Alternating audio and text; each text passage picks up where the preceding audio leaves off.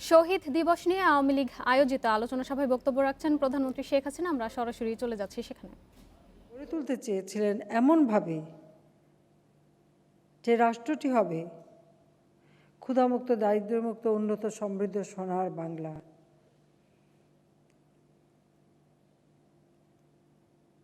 তিনি যখন পদক্ষেপ নিলেন এই সোনার বাংলা গড়ার, কিন্তু তাও তিনি শেষ করতে পারলেন না। কারণ ৭০-এর নির্বাচন ৬ দফা ভিত্তিক হয়েছিল, যে নির্বাচন সমগ্র পাকিস্তানে জয়লাভ করে আওয়ামী লীগ, কিন্তু পাকিস্তানি শাসকরা ক্ষমতা দেয়নি। বঙ্গবন্ধু শেখ মুজিব সে ঐতিহাসিক ৭ই মার্চের ভাষণ দিয়েছিলেন, যে ভাষণ সমগ্র জাতিকে উদ্বুদ্ধ করেছিল। ইউনেস্কো সেই ভাষণকেও বিশ্বের সর্বশ্রেষ্ঠ ভাষণ, যে ভাষণ মানুষকে উদ্বুদ্ধ করতে পারে, সেই ভাষণ হিসেবে স্বীকৃতি দিয়েছে। তার ভাষণের দিক নির্দেশনা নিয়ে দেশের মানুষ মুক্তিযুদ্ধের এবং গেরিলা যুদ্ধের প্রস্তুতি নেয়। পাকিস্তানি শাসকরা যখন আমাদের উপর গণহত্যা শুরু করে 25শে মার্চ, জাতির পিতা সেই রাত্রেই অর্থাৎ 26শে মার্চের প্রথম প্রহরে স্বাধীনতার ঘোষণা দেয়। এই ঘোষণা শোনার সাথে সাথেই তাকে গ্রেপ্তার করে পাকিস্তানে বন্দি করে তার বিরুদ্ধে আবার মামলা দিয়ে কারাগারে বন্দি রাখে। কিন্তু বাংলাদেশের মানুষ জাতির পিতার সেই নির্দেশ অক্ষরে অক্ষরে পালন করে মুক্তিযুদ্ধ করে বিজয় অর্জন করে। আমরা বিজয়ী জাতি হিসেবে প্রতিষ্ঠা লাভ করি এবং বঙ্গবন্ধুকেও সেই সময় মুক্তি দিতে বাধ্য হয় পাকিস্তানি শাসকরা। তিনি 10ই জানুয়ারি ফিরে আসেন। ফিরে এসে আমাদের সংবিধান দেন এবং আমাদের এই রাষ্ট্রকে, বাংলাদেশকে ক্ষুধা দারিদ্র্যমুক্ত একটি বাংলাদেশ হিসেবে গড়ে তোলার পদক্ষেপ নেন। 9 মাসের মধ্যে তিনি যে সংবিধানটা আমাদের দিয়েছিলেন, তার মধ্যে সবচেয়ে বড় ছিল মানুষের মৌলিক চাহিদাগুলি পূরণ করা, অর্থাৎ অন্ন, বস্ত্র, বাসস্থান, চিকিৎসা, শিক্ষার ব্যবস্থা করা। যে দেশ মানুষ ক্ষুধার্ত, গৃহহারা, ছিন্ন বস্ত্র, রোগে ধুগে থেকে মারা যেত, একবেলা খাবার জুটত না, সেই শোষিত বঞ্চিত মানুষগুলির ভাগ্য পরিবর্তনই ছিল জাতির পিতা বঙ্গবন্ধু শেখ মুজিবের একমাত্র লক্ষ্য। এই মানুষগুলির জন্য তিনি তার জীবনটা উৎসর্গ করেছিলেন। তিনি নিজের জীবনে কোনো চাওয়া পাওয়া রাখেননি, কারণ এই মানুষগুলির দুঃখ, ব্যথা, যন্ত্রণায় তিনি ব্যথিত হতেন। তাই এ কারণেই তাদের ভাগ্য তিনি পরিবর্তন করতে চেয়েছিলেন এবং সেই লক্ষ্য নিয়ে তিনি বিভিন্ন কার্যক্রম শুরু করেন, পদক্ষেপ নেন। কিন্তু আমাদের দুর্ভাগ্য 75-15 আগস্ট তাকে নির্মমভাবে হত্যা করে আমাদের স্বাধীনতার চেতনাটাকেই নস্যাৎ করা হয়। 21টা বছর বাংলাদেশের মানুষ শোষিত, বঞ্চিত হয় আবার, কারণ যারা বাংলাদেশের স্বাধীনতাই বিশ্বাস করেনি বা মুক্তিযুদ্ধের বিরোধিতাকারী অথবা ওই খনি চক্র, মূলত তারাই ক্ষমতায় ছিল। কাজে তারা দেশের মানুষের ভাগ্য পরিবর্তন না, নিজেদের ভাগ্য করতে ব্যস্ত। 21 বছর পর আওয়ামী লীগ সরকারে আসে। বঙ্গবন্ধু শেখ মুজিব যেমন অন্ন, বস্ত্র, বাসস্থান, চিকিৎসার ব্যবস্থা করার জন্য প্রতিটি ক্ষেত্রে পদক্ষেপ নেন, তার মধ্যে একটা অন্যতম পদক্ষেপ ছিল এদেশের ভূমিহীন মানুষের জন্য ঘর তৈরি করে দেওয়া। এবং তিনি গৃহহীন, ভূমিহীন মানুষের জন্য যেমন খাস জমি বিতরণ, সেই সাথে সাথে গুচ্ছগ্রাম নামে একটা প্রকল্প নিয়েছিলেন, যে প্রত্যেকটি গৃহহীন মানুষকে ঘর করে দেবেন। আজকে জাতির পিতা আমাদের মাঝে নেই, কিন্তু তার স্বপ্নগুলি পূরণ করা আমাদের দায়িত্ব। যেমন বাংলা ভাষায় রাষ্ট্রভাষার মর্যাদা পেয়েছে, আমাদের সংবিধানেও তিনি বাংলাকে রাষ্ট্রভাষার মর্যাদা দিয়ে গেছেন। জাতিসংঘে বাংলায় বক্তৃতা দিয়ে বাংলা ভাষাকে আন্তর্জাতিক পর্যায়ে নিয়ে গেছেন। ঠিক সেই সাথে সাথে এদেশের মানুষের মৌলিক চাহিদাগুলি পূরণের জন্য প্রতিটি ইউনিয়নে হাসপাতাল করে চিকিৎসা সেবা দেওয়ার ব্যবস্থা করা, শিক্ষাকে অবৈতনিক করে বাধ্যতামূলক করা, শিক্ষার ব্যবস্থা করে দেওয়া, সেই সাথে খাদ্য নিরাপত্তার জন্য সবুজ বিপ্লবের ডাক দিয়েছিলেন, খাদ্য উৎপাদন বৃদ্ধি করে খাদ্যের স্বয়ংসম্পূর্ণ করতে চেয়েছিলেন দেশকে। সে পদক্ষেপও অনেকটা সফল হয়েছিল। আর্থসামাজিক উন্নয়ন, অবকাঠামো উন্নয়ন, যুদ্ধ বিধ্বস্ত বাংলাদেশকে গড়ে তোলা, যুদ্ধে ভয়াবহ যে ঘটনাগুলি যে ঘটেছে, নির্যাতিতা নারীদের পুনর্বাসন, নির্যাতিতা নারীদের পুনর্বাসন, সেই শিশুদের পুনর্বাসন, মুক্তিযুদ্ধে যারা আহত তাদের চিকিৎসা, প্রতিটি শহীদ পরিবারকে আর্থিক সহায়তা দেওয়া, প্রতিটি ঘরে ঘরে রিলিফের সামগ্রী পৌঁছে দেওয়া, প্রতিটি কাজই কিন্তু তিনি করে গিয়েছেন অতি অল্প সময়ে। কিন্তু সময় পেয়েছিলেন তো মাত্র 3.5 বছর। একটি জাতির জন্য এই সময় তো কিছুই না। কিন্তু এই সময়ের মধ্যে যত কাজ তিনি করে যান, আমরা যখন সেগুলি দেখি আমাদের অবাক হতে হয়। 21 বছর পর আমরা যখন সরকারে আসি, আওয়ামী লীগ সরকারে আসে, তখন আমরা তার সেই পদাঙ্ক অনুসরণ করেই আমরা কাজ শুরু করেছি। একটা মানুষের যদি একটা ঠিকানা থাকে, একটা ঘর থাকে, তাহলে তার জীবনটা অর্থবহ হয়। আর আমাদের এমন একটি দেশ, প্রতিনিয়ত নদী ভাঙে মানুষ ক্ষতিগ্রস্ত হচ্ছে, অথবা যে কোনো কারণে হোক সে গৃহহারা হয়ে যাচ্ছে।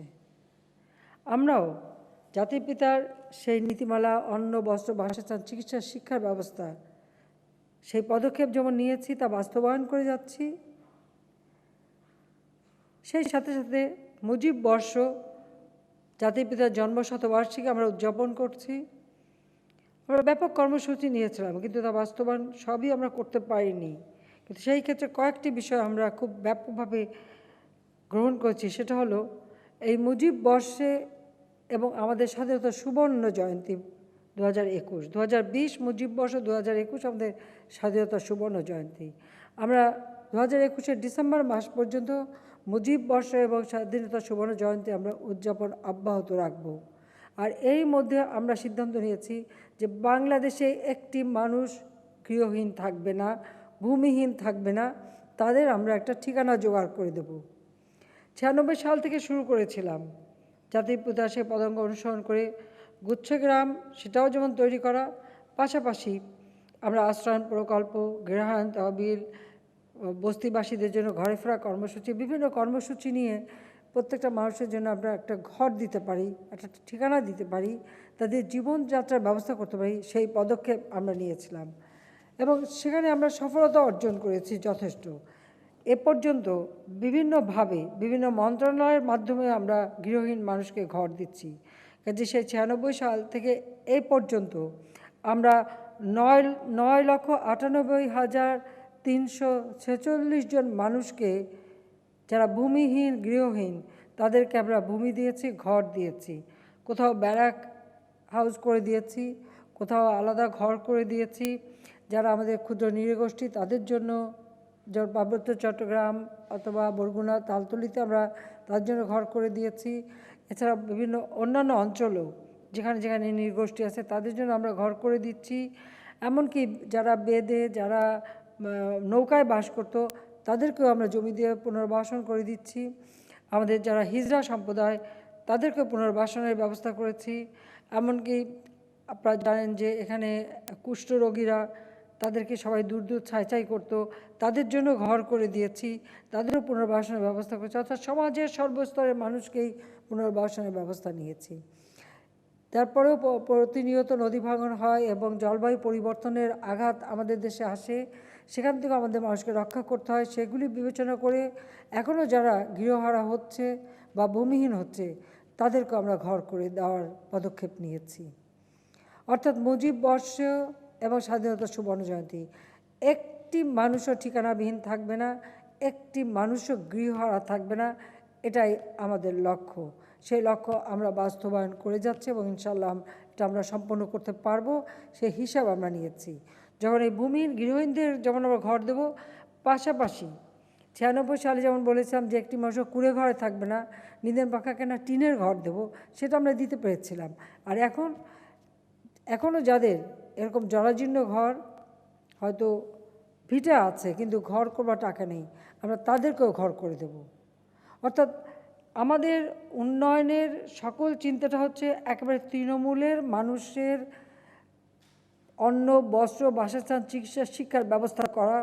সেখান থেকেই কিন্তু আমরা আমাদের পরিকল্পনা নিচ্ছি এবং সেখান থেকে আমরা কাজ করে যাচ্ছি, যাতে এই বাংলাদেশ ক্ষুধা দারিদ্র্যমুক্ত বাংলাদেশ হয়, এই বাংলাদেশ জাতির পিতার স্বপ্নের সোনার বাংলাদেশ হয়। এই বাংলাদেশের প্রতিটি মানুষ তারা যেন তাদের জীবনটাকে অর্থবহ করতে পারে, উন্নত সমৃদ্ধ করতে পারে। যে স্বাধীনতা সংগ্রাম যাত্রা শুরু হয়েছিল ভাষা আন্দোলন থেকে, যার পরিণতি হয়েছিল আমাদের স্বাধীনতা অর্জনের মধ্য দিয়ে আমরা বিজয় অর্জন করেছিলাম। 15ই আগস্ট যদি আমাদের জীবনে না ঘটতো, 75-এর 15ই আগস্ট যদি না আসতো, তাহলে অনেক আগে এই বাংলাদেশ উন্নত সমৃদ্ধ দেশ হিসেবে গড়ে উঠত।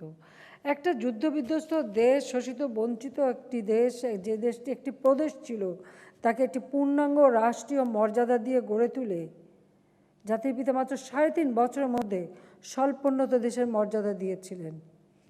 আজকে আমরা জাতির পিতার সেই পথ অবলম্বন করে, তারই পদাঙ্ক অনুসরণ করে আজকে বাংলাদেশকে আমরা উন্নয়নের পথে এগিয়ে নিয়ে যাচ্ছি। আজকে আমরা উন্নয়নশীল দেশের মর্যাদাও আমরা পাব, সেই স্বীকৃতিও আমরা পাচ্ছি এবং সেই জায়গায়, সেই স্তরে আমরা পৌঁছে গেছি। ইনশাআল্লাহ এই বাংলাদেশ জাতির পিতার স্বপ্নের উন্নত বাংলাদেশ আমরা করতে পারব। আমরা সেই লক্ষ্য নিয়েই কাজ করব।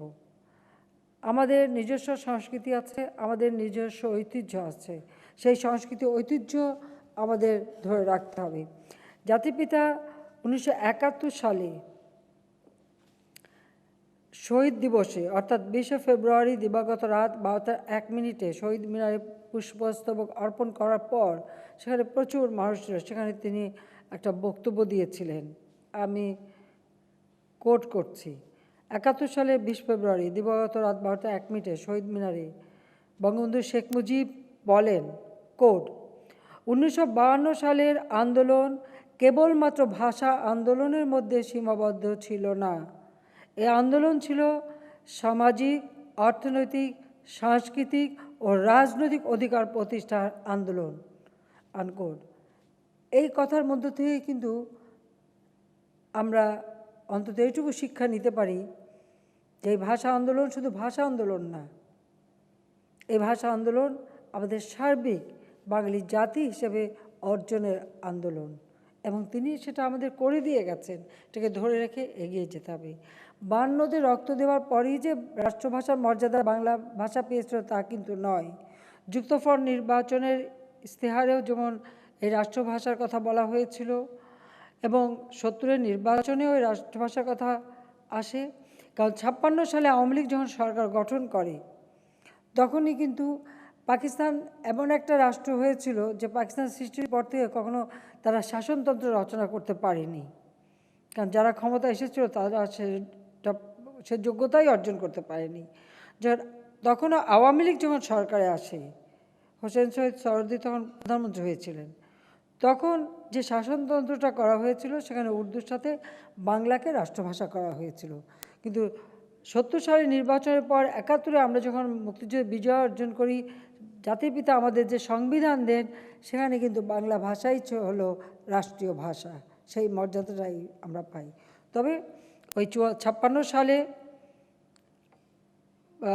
শহীদ মিনার তৈরি করা, 21শে ফেব্রুয়ারি শহীদ দিবস হিসেবে ঘোষণা দেওয়া, এসব কিছু কিন্তু তখন আওয়ামী লীগই করে। কারণ 52 সালে বঙ্গবন্ধু যখন 27শে ফেব্রুয়ারি মুক্তি পান, উনি অনশন করেছিলেন, খুব অসুস্থ ছিলেন, তাই 28 তারিখ ওনাকে জেল থেকে বের করে আমার দাদা নিয়ে আসেন, টুঙ্গিপাড়া নিয়ে যান। একটু সুস্থ হবার পর ফিরে এসেই আবার ভাষা সংগ্রাম পরিষদ করে তিনি আবার আন্দোলন শুরু করেন এবং তখন আবার বক্তৃতায় ওই বাংলাকে রাষ্ট্রভাষার মর্যাদা দিতে হবে এই দাবি কিন্তু করে গিয়েছেন। আমি আপনাদের সবাইকে বলবো, আওয়ামী লীগের সকল নেতাকর্মী, আপনারা, আমি যে বঙ্গবন্ধু শেখ মুজিবের বিরুদ্ধে পাকিস্তানি শাসকদের গোয়েন্দা সংস্থা ইন্টেলিজেন্স ব্রাঞ্চ যে রিপোর্ট দিয়েছিল, যেগুলো আমি ইতিমধ্যে প্রকাশ করেছি, সেই বইগুলি যদি আপনারা পড়েন, 48 সাল থেকে নিয়ে একবারে 71 সাল পর্যন্ত ইতিমধ্যে 7 খণ্ড বের হয়েছে। তো সেখানে কিন্তু এই ভাষা আন্দোলনে তিনি কি করেছিলেন, কবে কি লিফলেট তৈরি করে বিলি করেছিলেন, কবে কোন বক্তৃতায় ভাষার কথা বলেছিলেন, ভাষা সংগ্রাম পরিষদ কাদের নিয়ে আবার পুনরায় করা হয়েছিল, কিভাবে তিনি আবার সংগ্রাম করেছিলেন, এবং এই সংগ্রাম করতে যেহেতু বারবারই তিনি গ্রেপ্তার হন, তার সমস্ত তথ্য তিনি পাবেন, কারণ এটা কিন্তু তার পক্ষে না, এই রিপোর্ট ছিল তার বিপক্ষে। বিপক্ষে তো তারা করেছে তাদের ক্ষোভের বশে, যে তিনি এই কাজ করে যাচ্ছেন, যেটা পাকিস্তানিদের পছন্দ ছিল না। কিন্তু তার ভিতর থেকেই আমরা আমাদের ইতিহাস জানতে পারি, ইতিহাসের মহামূল্যবান তথ্য আমরা জানতে পারি, এবং যে কারণে এটা আমি প্রকাশ করেছি। আমি জানি না পৃথিবীতে আর কোনো দেশে আর কোনো নেতার বিরুদ্ধে গোয়েন্দা সংস্থার লেখা কোনো ডকুমেন্ট এভাবে প্রকাশ হয়েছে কিনা, হয়নি। বা আমাদের দেশেও আমি আরও অনেক নেতাদেরই এই ডকুমেন্ট এনে দেখেছি, হয়তো পাতলা ছোট্ট একটা ফাইলের বেশি না। আর বঙ্গবন্ধু শেখ মুজিবের বিরুদ্ধে 46টা ফাইলে 48টা খণ্ড, এবং সেখানে পাতাও আছে 46,000 পাতা, পৃষ্ঠা। তো দীর্ঘদিন প্রায় 20 বছরের উপরে কাজ করেছি। বেবি মধুদ আমার সাথে ছিল, আমার বান্ধবী, দুজনে মিলে এটা আমরা প্রথমে আগে সম্পূর্ণ ডকুমেন্টটা দেখেছি, তারপর সিদ্ধান্ত নিলাম এটা আমরা বের করব। 2009 সরকার আসার পরে আমি এসবির কিছু অফিসারকে নিয়েই, কারণ তারা ছাড়া এটা উদ্ধার করা খুব কঠিন ছিল, এবং শুধু এই তথ্যই না, বাংলাদেশের বিভিন্ন জেলায় জেলায় যে তথ্য পাওয়া যায় সেগুলো সংগ্রহ করে এটা আমরা প্রকাশ করেছি। কাজে আমি আওয়ামী লীগের নেতাদের বলবো যে ভাষা সংগ্রামের ইতিহাস জানতে হলে এই ডকুমেন্টগুলি সবাইকে পড়তে হবে। আমি এর আগে নিজে এই ডকুমেন্ট থেকে তথ্য নিয়ে অনেকবার বক্তৃতা দিয়েছি, কাজে আমি আর পুনরাবৃত্তি করলাম না। কিন্তু আমি চাই আমাদের আওয়ামী লীগের নেতাকর্মী যে যেখানে আছেন, এবং আমাদের দেশের মানুষ যারা গবেষণা করে, তাদেরকে বলবো যে একটা মহামূল্যবান দলিল আপনারা পাবেন, যে প্রতিটি খণ্ডে আমাদের অধিকার আদায়ের সংগ্রামের কথা কিভাবে ব্যক্ত করা হচ্ছে। কাজে আমরা আমাদের আজকে রক্ত দিয়ে ভাষার মর্যাদা রেখেছি, এটা শুধু আজকে আমাদের না, সারা পৃথিবীতে যাদের মাতৃভাষা আছে তাদের মাতৃভাষা সংরক্ষণের জন্য এবং তার উপর যাতে গবেষণা হয় তার জন্য আমরা আন্তর্জাতিক মাতৃভাষা ইনস্টিটিউট গড়ে তুলেছি।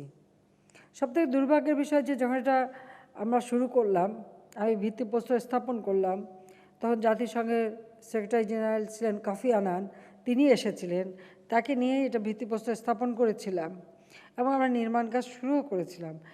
2001-এ বিএনপি ক্ষমতায় এসে এটা বন্ধ করে দিয়েছিল।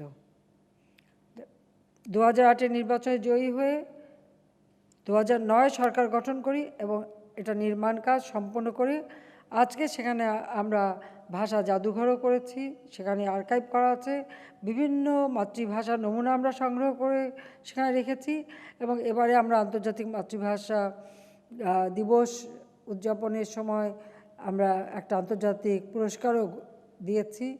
কাজে আমাদের কিন্তু একটা মহান দায়িত্ব পড়ে গেছে, সারা বিশ্বের যত ছোট বড় যেমনই হোক ভাষাভাষী যারা মাতৃভাষা সেগুলি সংরক্ষণ করা, সেগুলি সেখানে রাখা এবং গবেষণার সুযোগ করে দেওয়া। পৃথিবীতে কিন্তু এই একটা এত বড় ইনস্টিটিউশন গড়ে তোলা হয়েছে মাতৃভাষা সংরক্ষণের জন্য। এটা কিন্তু আর কোথাও এত এইভাবে রাখা কিন্তু দৃষ্টান্ত নেই। কাজে সেটুকু আমরা করতে পেরেছি। কাজে আমাদের শহীদের রক্ত বৃথা যায়নি, বৃথা যাবে না, বৃথা যায় না, এটাই প্রমাণিত সত্য। লাখো শহীদের রক্তের বিনিময়ে আমরা স্বাধীনতা অর্জন করেছি। এই স্বাধীনতাকে আমাদের অর্থবহ করতে হবে। এই স্বাধীনতার সুফল বাংলাদেশের প্রতিটি মানুষের ঘরে ঘরে পৌঁছে দেবে, এটাই আমাদের প্রতিজ্ঞা। তাই আমরা জাতির পিতার জন্মশতবার্ষিকী এবং জাতির পিতার জন্মশতবার্ষিকী, মুজিব বর্ষ এবং আমাদের স্বাধীনতা সুবর্ণ জয়ন্তী, এই সময়ের মধ্যে আমরা যেমন গৃহহীন মানুষকে ঘর দেব, সেই সাথে বাংলাদেশের প্রতিটি মানুষের ঘর আমরা আলোকিত করব। প্রতিটি ঘরেই আমরা বিদ্যুৎ পৌঁছে দেব, প্রতিটি ঘরকেই আমরা আলোকিত করব। প্রতিটি মানুষের জীবনেরকে অর্থবহ এবং সুন্দর করে গড়ে তুলব। দারিদ্র্যমুক্ত, ক্ষুধামুক্ত সোনার বাংলা আমরা গড়ব, এটাই আমাদের অঙ্গীকার। আর